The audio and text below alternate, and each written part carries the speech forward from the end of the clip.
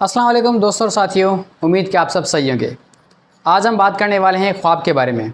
वो ख्वाब जो काफ़ी अरसे से हमारा पड़ोसी मुल्क भारत देख रहा है। उसका ये ख्वाब एक मरतबा पहले चकनाचूर हो चुका था, लेकिन फिर से उम्मीद की किरण जागी और एक मरतबा फिर वो इस ख्वाब में जीने की कोशिश कर रहे हैं। आज हम बात करेंगे चंद्रयान 3 के बारे में।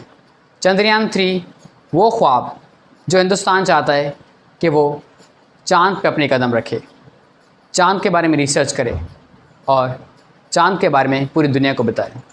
ऐसी क्या टारगेट्स हैं उसके जो वो एक मरतबा नहीं, दो मरतबा नहीं, तीसरी मरतबा चाँद पे जाने की कोशिश कर रहा है। इन सारे सवालों के जवाब जानने के लिए इसी वीडियो के साथ जुड़े रहिए। इंशाल्लाह आपको इन सारे सवालों के जवाब मिल जाएंगे। चंद्रयान 3 हिंदुस्तान की तारीख़ का सबसे मुश्किल तरीन मिशन। इतना मुश्किल मिशन कि एक ज़रे की गलती फिर से उनके ख्वाब को निस्तो नाबूद कर सकती है। हिंदुस्तान ने अपने इस ख्वाब की तामीर के लिए तकरीबन 615 करोड़ की लागत लगाई है। 615 करोड़ एक ऐसा अमाउंट होता है जिस अमाउंट से आजकल हॉलीवुड की 2 से 3 मूवीज़ बन सकती हैं, लेकिन उन्होंने फ़िल्म इंडस्ट्री में ये पैसा लगाने से बेहतर है कि वो साइंस और टेक्नोलॉजी की फ़ील्ड में ये पैसा लगाया। हिंदुस्तान की जो स्पेस एजेंसी है ISRO, उन्होंने 14 जुलाई दोपहर 2 बजे तकरीबन चंद्रयान 3 को इस दुनिया से खैराबाद कहा और ये मिशन तकरीबन 42 दिन तक मुश्तमिल है। इतना तवील अरसा नील आर्मस्ट्रॉन्ग को भी चाँद तक पहुंचने में नहीं लगा था। इसकी भी कुछ रीज़न्स हैं क्यों आखिर चंद्रयान 3 इतना टाइम ले रहा है। तो उन रीज़न्स के बारे में जानते हैं। पहले का मिशन जो नासा ने चाँद के बारे में किया था, जिसमें पहली मरतबा किसी इंसान ने चाँद पे कदम रखा, उस मिशन ने थोड़ा टाइम लिया था। वो इस वजह से क्योंकि स्पेस क्राफ्ट में इतनी कैपेसिटी नहीं होती कि वो इतने तवील अरसे तक किसी इंसान को ज़िंदा रख सके। तो उसमें ईंधन की मिकदार बहुत ज़्यादा क्वांटिटी में रखी गई ताकि वो थोड़े से टाइम में इंसानों को चाँद तक जाके सॉफ्ट लैंड करवा सके। पर चंद्रयान 3 तकरीबन 40 दिन लेगा। वो इसलिए क्योंकि चंद्रयान 2 2019 में पहले भी सॉफ्ट लैंडिंग करने से फेल हो गया और वो उसी चाँद की सतह पे जाके क्रैश हो गया था।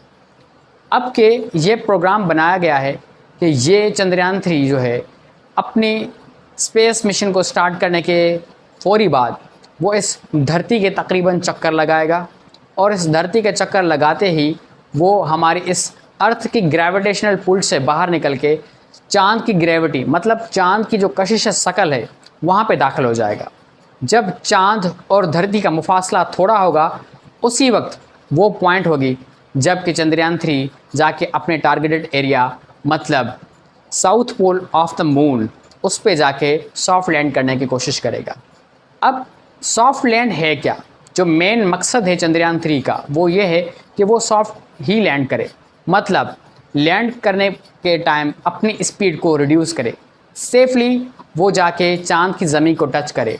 क्योंकि इस चंद्रयान 3 में तकरीबन 3 ऐसे एलिमेंट्स हैं जो कि वहाँ पहुँचना बहुत लाजमी है। आप जो इसकी पीक पॉइंट देख रहे हैं, मतलब इसकी जब चोटी देख रहे हैं, सारा का सारा राज इसी चोटी में छुपा हुआ है। मतलब इस चोटी में एक रोवर भी है और एक कैरियर भी है। अब समझते हैं कि रोवर और कैरियर आखिर है क्या। कैरियर हम उसे कहते हैं जिसके अंदर एक गाड़ीनुमा रोबोट हो, जिसे हम रोवर कहते हैं। इस रोवर की ही मदद से हिंदुस्तान का जो ख्वाब है वो पाया तकमील तक पहुंच सकता है, क्योंकि रोवर में ऐसे सेंसर्स हैं जो कि वहाँ चाँद की ज़मीन को टच करते ही ये बता पाएंगे कि चाँद की ज़मीन के अंदर या ज़मीन पे कितनी मिकदार में सिलिकॉन है, क्या यहाँ मैग्नीशियम है, पानी और बर्फ़ और दूसरे जो मिनरल्स हैं और एलिमेंट्स हैं कितनी मिकदार में हैं। और जो हिंदुस्तान का एक अहम मकसद है वो ये मकसद है चंद्रयान 3 के थ्रू वो पूरा करना चाहते हैं। हर डायमेंशन से चाँद की तस्वीर लेना चाहते हैं। वो चाँद का एक किस्म का एक्सरे लेना चाहते हैं। एक्सरे तो आपने सुना ही होगा। जो मैंने ये बातें कही कि मिनरल्स और एलिमेंट्स को फाइंड करना, ये एक्सरे की मदद से ही पॉसिबल है। और दूसरा, हम हमेशा चाँद का एक तरफ का ही फेस देखते हैं, लेकिन इस मिशन के पूरे होने के बाद हम चाँद को हर डायमेंशन से देख सकते हैं। इसके लिए उस रोवर को चाँद की सतह पे घूमना लाजमी है। वो जितने दिन घूमता रहेगा, जितने टाइम तक घूमता रहेगा, नीचे धरती पर अपनी स्टडी, अपनी रिसर्च को भेजता रहेगा। अगर आपको मेरी वीडियोस इन्फॉर्मेटिव लगती हो, अगर आपको लगता हो कि मेरी मेहनत आप तक पहुंचती है और आपको साइंस और टेक्नोलॉजी के बारे में चीज़ें समझ में आती हैं, तो काइंडली मेरी वीडियोस को शेयर करें। आपकी शेयरिंग, लाइक और सब्सक्रिप्शन मेरे लिए मोटिवेशन होंगे। तो अगर ये सारे के सारे मकासद हिंदुस्तान के अपने इस चंद्रयान 3 प्रोजेक्ट में पूरे हो जाते हैं, तो वो साइंस की दुनिया में चौथा ऐसा मुल्क बन जाएगा जो सेफली लैंड कर पाया चाँद की सतह पर, और उसने अपने तीनों मकासद हासिल कर लिए। सबसे पहला कि उसने सेफली लैंड किया, उसे कोई नुकसान नहीं हुआ, उसके ख्वाब चकनाचूर नहीं हुए, उसके ख्वाब पूरे हुए।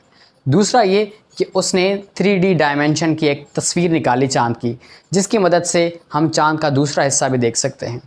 और तीसरा उसका जो सबसे बड़ा मकसद है वो ये कि वो चाँद के जियोलॉजिकल सर्वे कर पाए, चाँद के बारे में ये मालूमात हमारी इस दुनिया तक मुहैया कर पाए कि आखिर चाँद की कंपोजिशन में कौन से ऐसे मिनरल्स और कौन से ऐसे एलिमेंट्स हैं जो कि हमारे लिए बहुत कारआमद हो सकते हैं। आप एक बात ज़हननशी कर लें कि जब तक हम साइंस और टेक्नोलॉजी के फील्ड में आगे बढ़ना नहीं सीखेंगे, तब तक हम तरक्की नहीं कर पाएंगे। ये आज कोशिश हमारे हमसाय मुल्क की है। इंशाअल्लाह इन फ्यूचर हमारा मुल्क भी इतना स्टेबल हो जाएगा कि हम भी अपने स्पार्को के लिए वीडियोस बनाएंगे और हमारा स्पार्को भी ऐसे मिशन तश्कील देगा जो चाँद तक जा पहुँचे, और हमारा झंडा, पाकिस्तान का झंडा भी इंशाअल्लाह एक दिन चाँद की सतह पर बुलंद होगा। तो मिलते हैं किसी नई वीडियो में नए टॉपिक के साथ। जब तक के लिए अल्लाह हाफ़िज़।